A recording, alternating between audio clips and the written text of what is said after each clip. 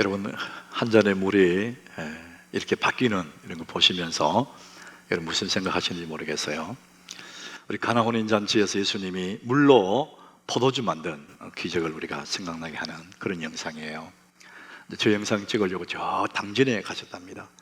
예수님이 상을 당진에서 찍고 저 부산 앞바다에 가서 이제 도시의 전경들을 찍었다 그래요.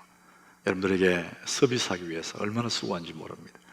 여러분, 이 예배 하나 우리 드리지만, 여러분 잠시 왔다 가지만은 예배 배후에서 많은 사람들이 수고하고 애쓰겠다는 것을 기억하시고, 특별히 하나님이 여러분 은혜를 주시기 위해서 이 모든 것들을 준비했다는 것을 여러분 믿으시기를 바랍니다.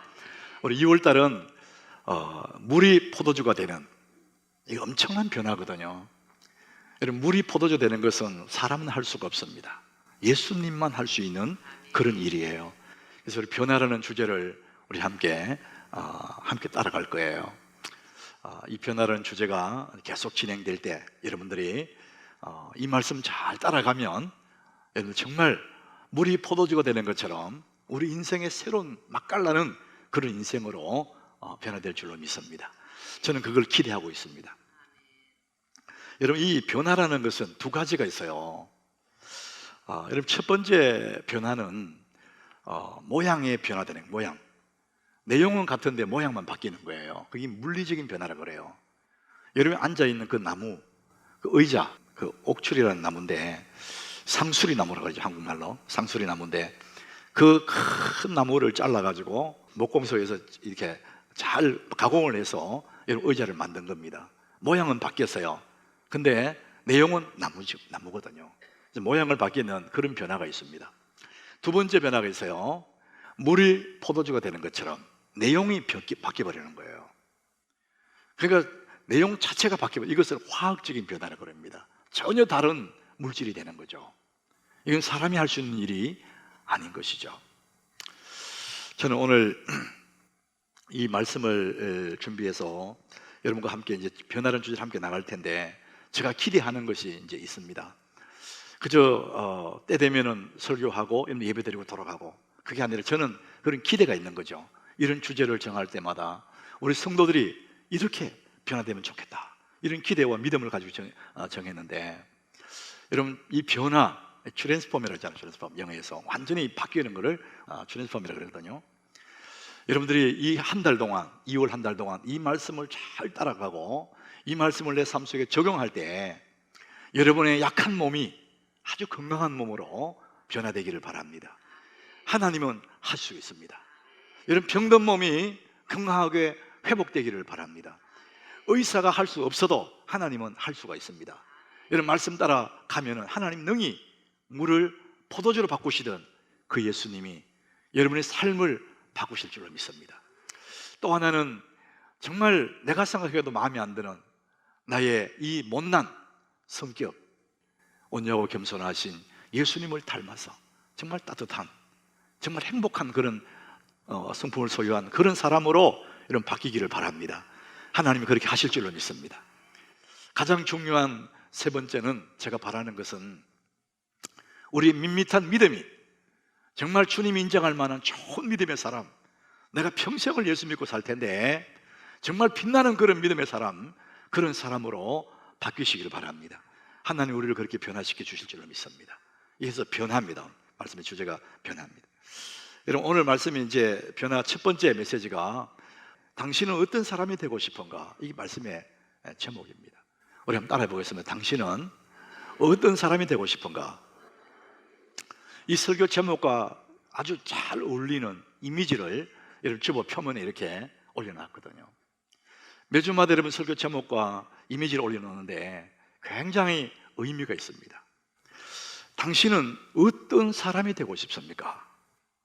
사람이 마음속에 어떤 소원, 이렇게 되고 싶다, 우리 지난달에 함께 나눈 소원 있지 않습니까? 그 소원 따라 인생이 가거든요. 여러분, 이 그림을 보면은 한 사람이 사람을 이렇게 페인팅을 하고 있어요. 나는 빨간 사람이 되고 싶다, 그러면 빨간 컬러로 칠하면 되는 거예요. 사람은 어떤 사람이 되고 싶은가, 그게 정하면 그렇게 되게 돼 있어요. 여러분, 우리가 사람들은 다 이 변화하고 싶은 마음이 있는가 봐요. 미국의 어떤 갤럽에서 미국 사람들 대상으로 조사를 한 적이 있어요. 그 내용을 보니까 이런 겁니다.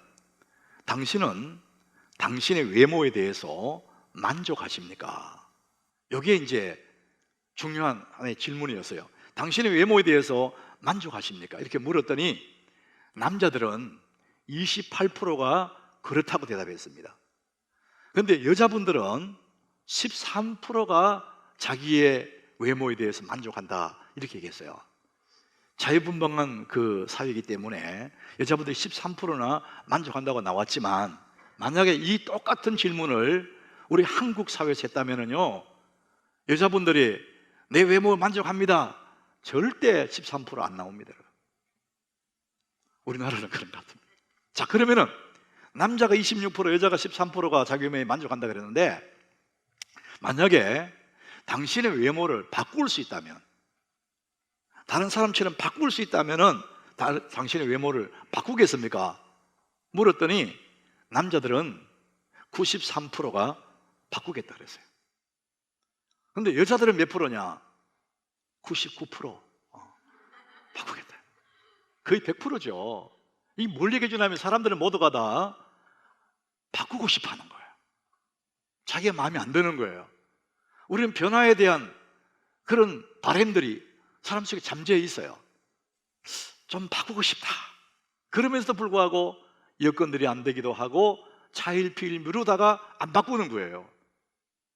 여러분, 1월달이 되면서 12월 말에 나름대로 그런 소원을 가지고 있었을 거예요. 근데 1월달 지나가면서 여전히 내 마음 구석에는 좀 변화되고 싶다 이런 마음이 있으면서도 이런저런 핑계로 안 바꾸고 머뭇머뭇하고 있을 뿐이에요.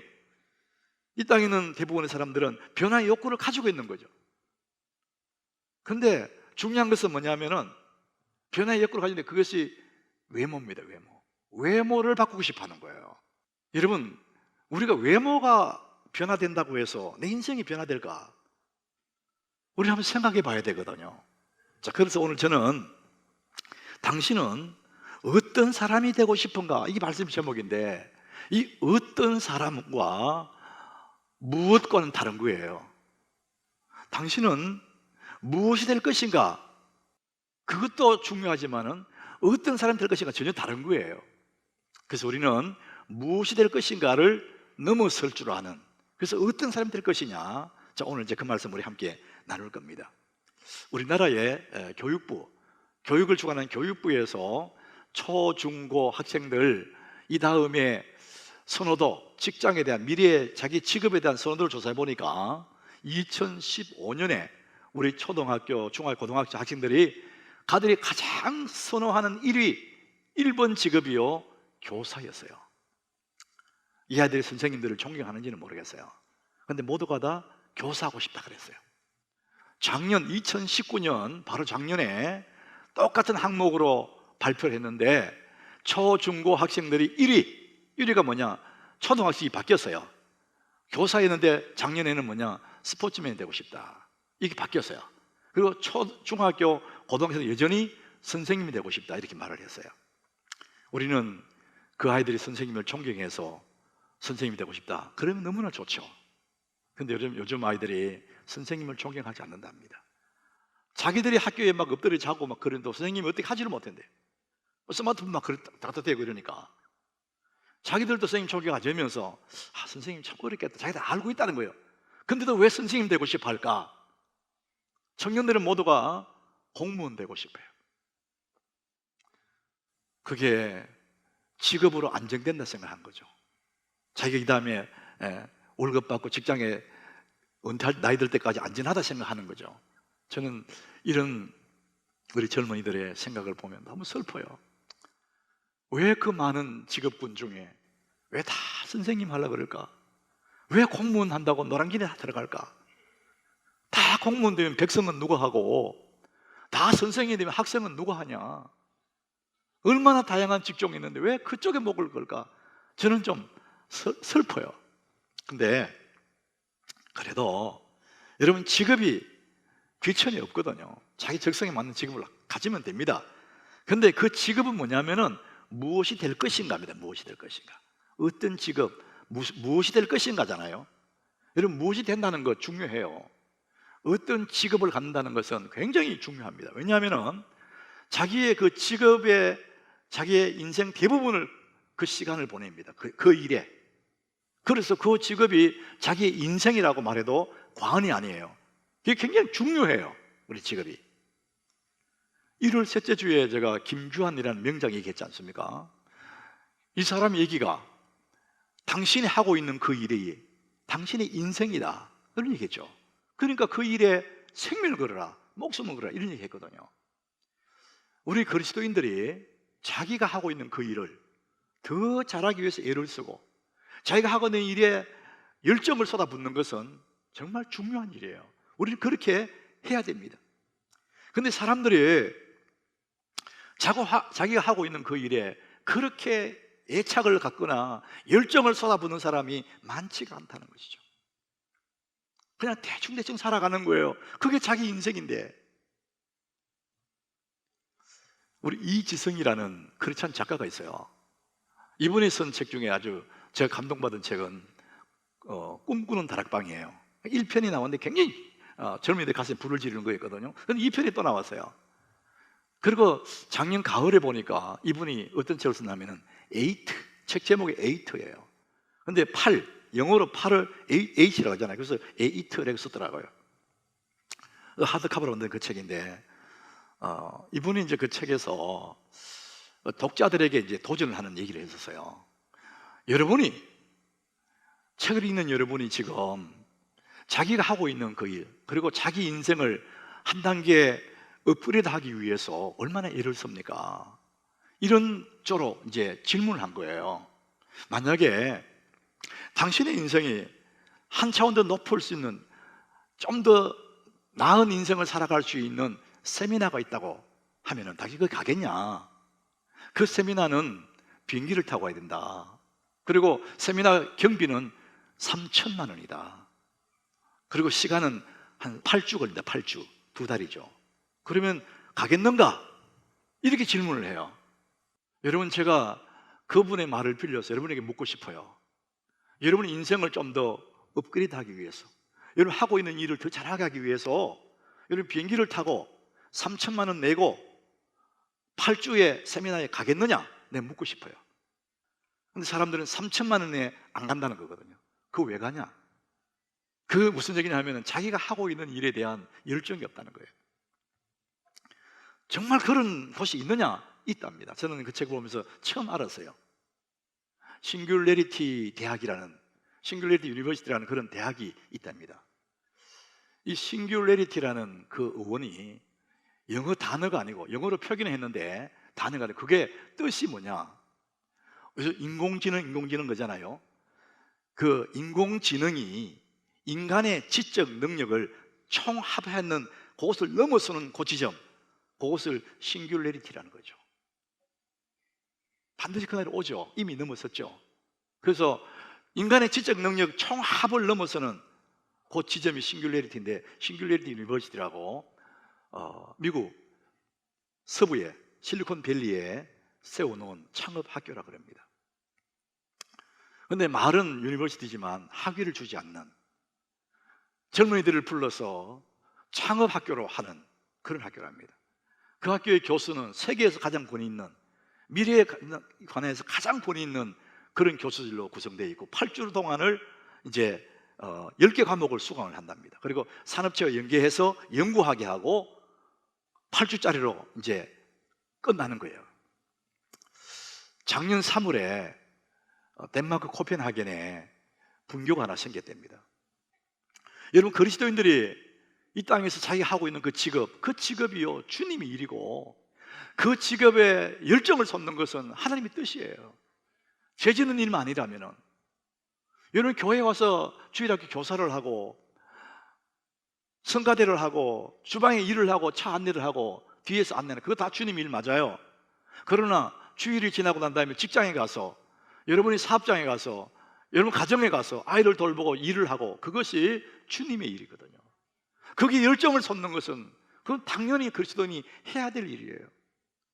자, 그런데 여러분, 그 일이 주님의 일이고 내 인생을 거는 일이긴 맞는데, 그러나 우리는 그 무엇이라는 직장, 직업, 거기서 머물면 안 된다는 거죠.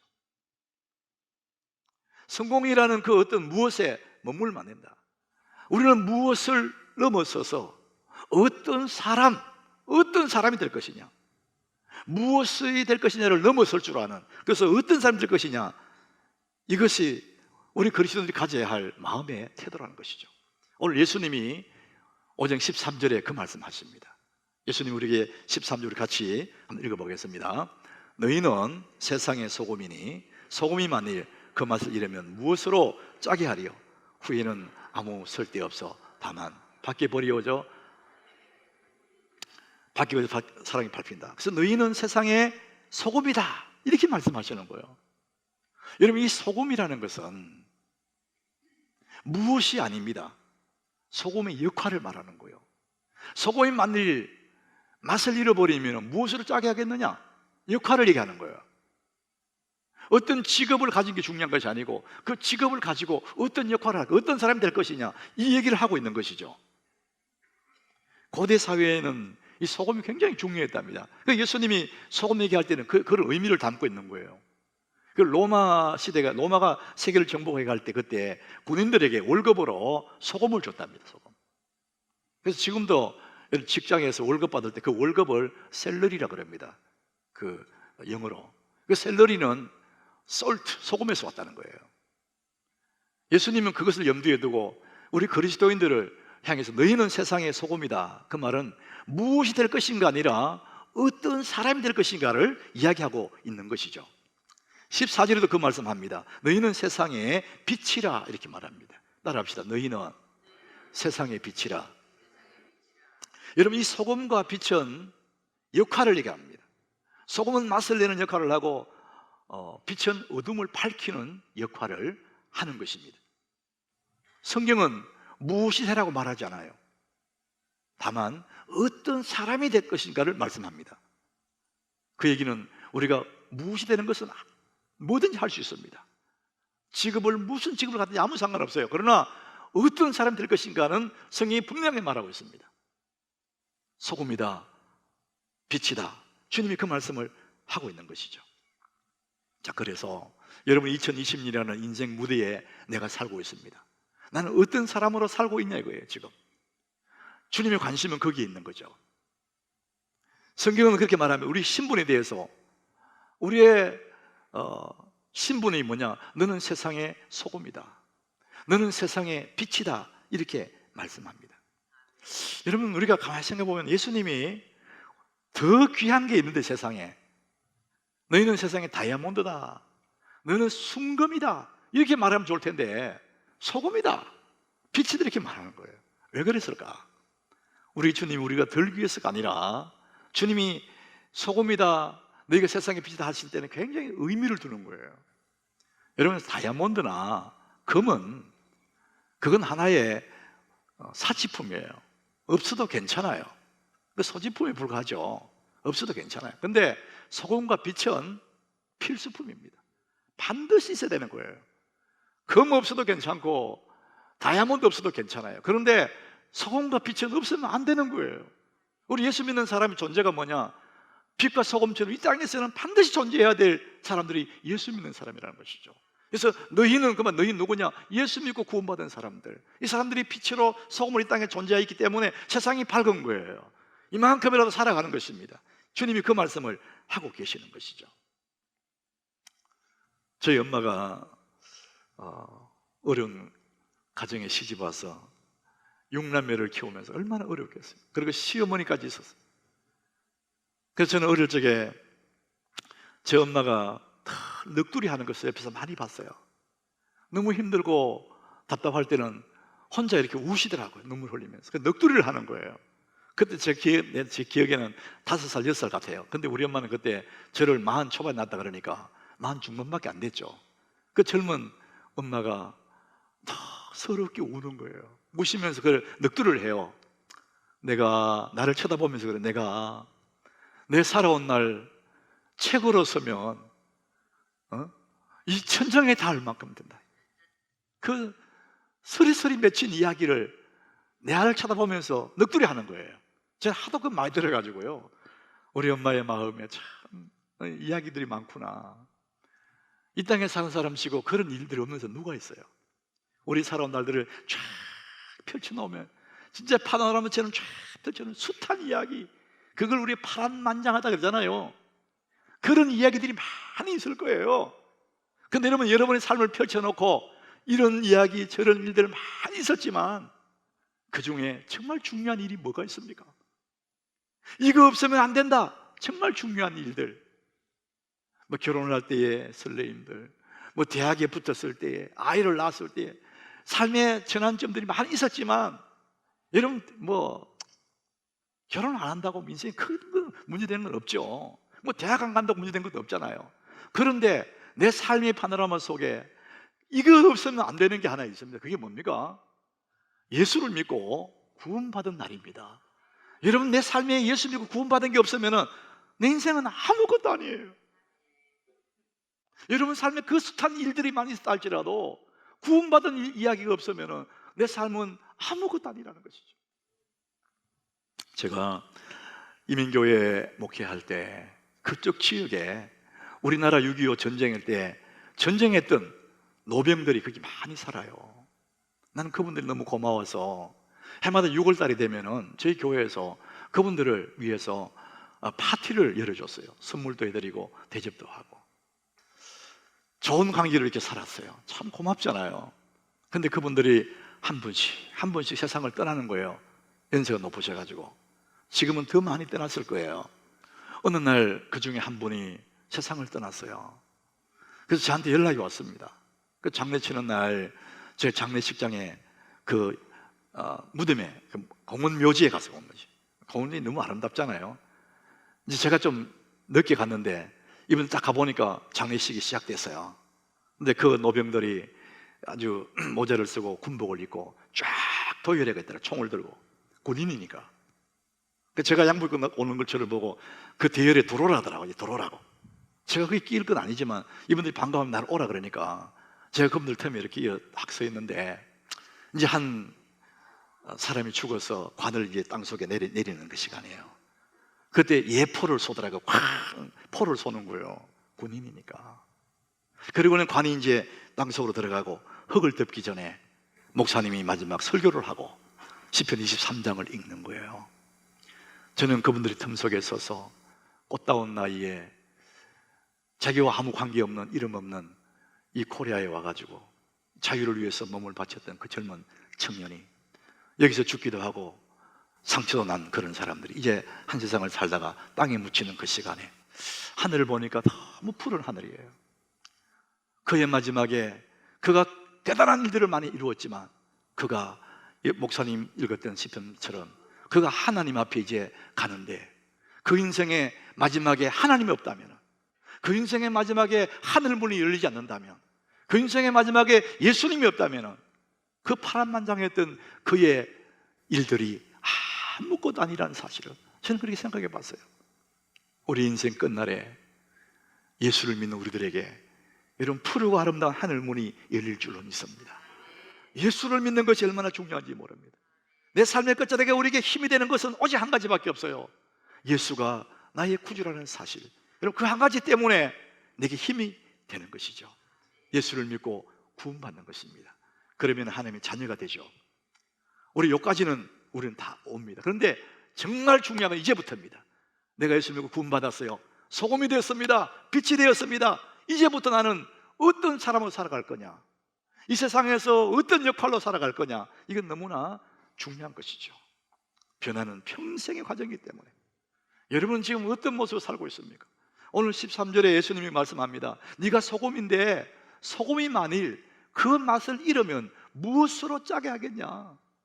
소금 되는 것이 최종 목적이 아니고 소금의 역할이 중요하다는 거죠. 예수 믿고 구원받는 것이 최종 목적이 아니라 어떻게 살아갈 거냐, 나를 구원하신 그분을 위해서 어떤 역할로 살아갈 거냐, 그 말씀을 하고 있는 것이죠. 15절에도 우리가 하나님의 구원받은 우리들이 세상의 빛인데 사람이 등불을 켜서 말 아래 두지 않는다. 여러분, 옛날에 곡식을 댈 때 말, 돼, 이런 걸 되잖아요. 불을 켜서 말날에 너 속에 넣어버리면 집안이 어둡잖아요. 누가 그리 두느냐? 등불을 켜서 말 아래 두지 않고 등경 위에 둔다. 그래 집안이 다 밝아지지 않냐? 이 말씀을 하시는 거예요. 빛이 되는 것이 목적이 아니에요.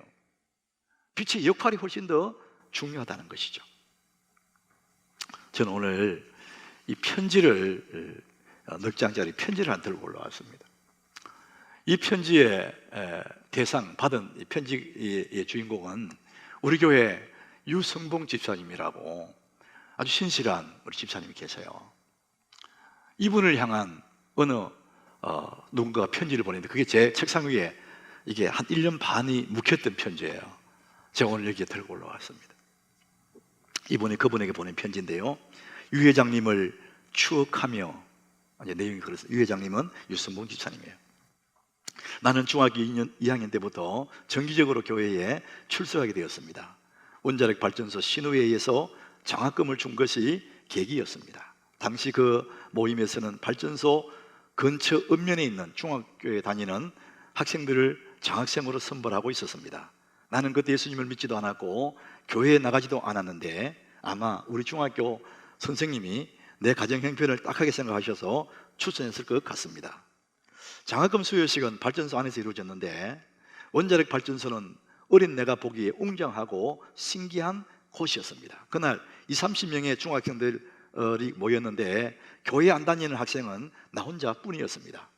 신우 회장님은 그래도 장학금을 줄 테니 교회에 꼭 나가라는 말씀을 하셨고, 나로부터 그 이야기를 전달받은 아버지는 장학금만 받고 교회는 가지 마라 이렇게 말씀하셨습니다.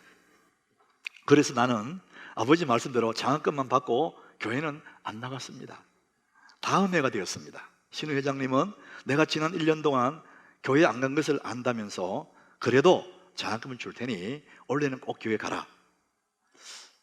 이것을 아버지께 말씀드렸더니 아버지가 그러면 나가라, 적어도 그분은 양심 있는 분이네 이렇게 말씀하셨다는 거죠. 나는 그렇게 해서 중학교 2학년 때부터 집에서 허락을 받고 정기적으로 매주 교회에 나가게 되었습니다. 중간을 뛰어넘었어요. 때가 흘러 고등학교를 가게 되었습니다. 당시에는 대도시로 고등학교를 갈 수 있었고 나는 광주로 유학을 가게 되었습니다. 아버지는 유 회장님을 불러 점심을 읍내 괜찮은 식당에서 내셨습니다. 마침 멀리 대도시로 아들을 떠나보내면서 그간 3년 동안 후원해 주셨던 유 회장님께 감사하는 의미에서 말입니다. 식사 자리에서 아버지께서 이런저런 이야기를 하시다가 그동안 당신이 힘들게 살아오셨던 이야기를 꺼내셨습니다. 그리고는 이제 아들 녀석이 멀리 고등학교를 가는데 내년에도 장학금을 좀 주실 수 없느냐 하시면서 회장님 앞에서 갑자기 우셨습니다. 그 아버지의 눈물을 지금도 잊을 수가 없습니다. 그렇게 나는 고등학교를 광주에 다니면서 1년간 장학금을 받게 되었습니다. 지금 생각해 보니 그것은 신우회에서 준 장학금이 아닌 것 같습니다. 당시 장학금 수의 원칙이 발전소 근처 중학생이었으니 광주에 있는 고등학교를 다니는 나에게 신우회에서 원칙을 깨고 주었을 리가 없을 겁니다. 그것은 유 회장님이 개인적으로 주셨으리라 아마도 그렇게 생각됩니다. 우리 동네에는 바보 아주머니가 한 분 계셨습니다. 동네에서 당시에는 어느 동네나 그런 사람이 있었고 마을 사람들은 그 사람을 업신여기기 일쑤였습니다. 여러분 동네도 아마 그런 게 있었을 거예요. 저 동네도 이런 분이 있었거든요. 우리 동네 사람들은 틈만 나면 그 아주머니 얘기를 꺼내면서 키득키득 서로 웃고 놀리곤 했습니다. 그렇게 멸시받던 그 아주머니를 유 회장님이 챙기셨습니다. 나는 깜짝 놀랐습니다. 그 바보 아주머니가 교회에 다닌다는 것이었습니다. 그것도 매주 유 회장님이 당신의 자가용으로 교회에 데려오고 집으로 데려다 드리고 한다는 것입니다. 우리 마을 누구도 아무도 챙기지 않던, 아이들도 지나가면서 놀기만 하던, 이름도 없어 누구 각시라고 불리던 그 아주머니를 아무 연고도 없는 그 유 회장님이 챙기셨던 것입니다. 낮고 천하고 멸시받던 그 아주머니를 아무 연고도 없는 유 회장님이 챙기셨습니다. 유 회장님은 몇 년 후에 서울 본사로 발령이 나서 가셨습니다. 광주에 있는 나와는 가끔씩 편지를 주고받았습니다. 믿음에 강하게 붙어 있어라. 매일 하나님 은혜를 생각해 보라. 잠자기 전에 하루를 유추해보고 기도하라 당부하셨습니다. 그런 내가 대학생이 되었고 서울 본사로 유 회장님을 찾아갔습니다. 그때에 델몬트 오렌지 주스 유리병 2개를 사서 갔었는데 호통을 치었습니다. 이렇게 비싼 것을 네가 무슨 돈이 사왔느냐? 버럭 화를 내셨습니다. 그 후로 찾아오지 말라고 하셨습니다. 유 회장님의 그 마음을 알고는 나도 다시는 찾아가지 못했습니다. 여러분 생각나고 너무도 많이 찾아가고 싶었지만 꾹꾹 참아왔습니다. 늘 가난하고 멸시받았던 사람들을 생각하며 섬겼던 작은 예수님이셨습니다. 오늘은 그 회장님이 너무나 보고 싶습니다. 그리고 이분이 어떤 사람인지 밝혔는데 이준규라는 48세에 전남대학교 병원의 이비인후과 의사가 되었고요, 세계적인 인명사전 마르큐스에 10년간 등재된 유명 의사라고 합니다. 지금 광주에 있는 세림교회에 중고등부 교사로 섬기고 있고 그 아내도 치과의사인데 세림교회를 섬기고 있다. 이런 편지를 제가 읽게 되니 얼마나 감동이 되겠습니까? 그 시골 이름 없는 한 아이에게 예수의 씨앗을 심었더니 30년 세월을 흐른 다음에 이렇게 많은 열매를 맺었다는 것이죠. 오늘 예수님 말씀이 16절에 이같이 너희 빛을 사람 앞에 비치게 하여 그들로 너희 착한 행실을 보고 하늘에 계신 너희 아버지께 영광을 돌리게 하라. 이게 예수님의 핵심의 말씀입니다. 어떤 사람이 되고 싶냐 이거예요. 몽실언니라는 동화책이 있어요. 몽실언니. 제 서재에 있는 몽실언니 책이 있어요. 이 책을 쓴 사람은 권정생이라는 아주 촌부같이 생긴 그 시골 사람이에요. 근데 이 몽실언니 이 책은 베스트셀러가 되어서 굉장히 인쇄가 많이 나왔대요. 근데 이분은 초등학교도 못 나와 겨우 나온 저 경북 안동에 일직면이라는 곳이 있는데 그 일직교회에서 이 종을 치는 종지기로 거기 살았답니다. 그리고 훗날에 그 뒷산에 움막을 짓고 거기서 집필을 하는 사람이었대요. 자, 이분이 우리들의 하나님이라는 책을 하나 썼는데 그 책 속에 이제 권정생 자기 삶을 감정을 해놓은 거예요. 이분이 참 가난하지 않습니까? 도시에 갔다가 돌아오는데 돈이 없어가지고 완행열차, 그 당시에 완행열차로 집으로 돌아오는데 그 열차 속에 어느 한 아주머니를 만났는데 그 아주머니 옆에 앉게 되었대요. 근데 그분도 의성 어느 시골에 있는 어느 교회 집사님이었답니다. 어느 뭐 시골 아주머니죠. 근데 그 열차를 타고 오면서 시골 아주머니가 자기에게 간증을 하더래요. 어느 날 이 아주머니가 집안에서 무슨 일을 하고 있는데 바쁘게 일을 하고 있는데 거지가 구걸을 하러 왔습니다. 그러니까 아무도 바쁘고 그러니까 약간 짜증 섞인 소리로 내가 지금 너무 바쁘니까 다른 집에 가서 구걸하세요 돌려보냈어요. 근데 그 거지가 슬퍼하면서 돌아서서 나가는데 뒷모습 보다가 깜짝 놀란 거예요. 뒷모습 보는데 예수님처럼 보인 거예요. 이 젊은 부인이 너무 놀라가지고 집으로 뛰어가서 바가지에다가 쌀을 한 바가지 퍼서 쫓아나왔어요. 쫓아가니까 그 거지가 없었어요. 벌써 그 옆집으로 갔다 그 옆집으로 막 찾아다녔는데 못 찾은 거예요. 그 집에 돌아가가지고요 막 울었어요. 아휴, 내가 예수님을 입 찾았는데 내가 문전박대했다. 막 울었다는 거예요. 그때부터 이 아주머니는 낯선 사람 보면은 예수님처럼 그렇게 생각했다는 거예요. 그리고 이 책에 말미 이렇게 썼어요. 세상 사람이 다 예수님으로 보이니까 참 좋아요. 이 아주머니는 그때부터 세상 사람들이 누구를 만나도 다 예수님처럼 보이고 예수님처럼 대한다는 거예요.